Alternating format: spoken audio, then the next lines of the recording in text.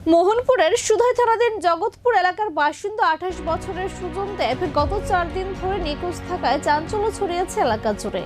পরিবার সূত্রে জানা গেছে, গত 26 তারিখ আসামের ডিব্রুগড়ে আত্মীয়ের বাড়িতে বেড়াতে যাওয়ার উদ্দেশ্যে আগরতলা রেল স্টেশন থেকে রওনা দেন তিনি। পরিবারের দাবি, ওই দিন বিকেল প্রায় 5টার সময় শেষবারের মতো ফোনে কথা হয় সুজনের সঙ্গে।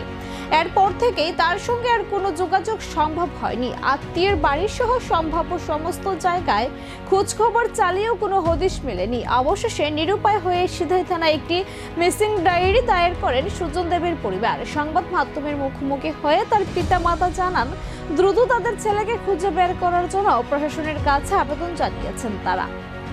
বর্তমানে পুলিশ বিষয়টি গুরুত্ব সহকারে তদন্ত শুরু করেছে বলে জানা গেছে।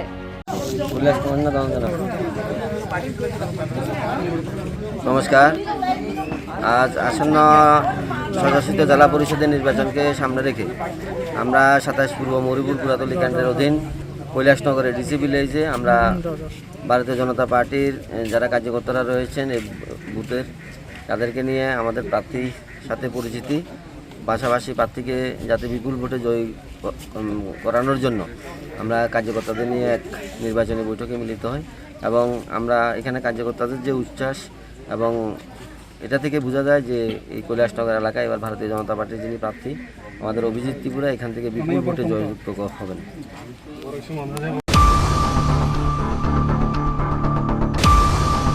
ও রিকভারি খাইনানি বাগै प्रॉब्लेम यानाते बनो वासोय नसं बरनो इन्सुरेंस बो खाय क्रेडिट इन्सुरेंस खाय रजा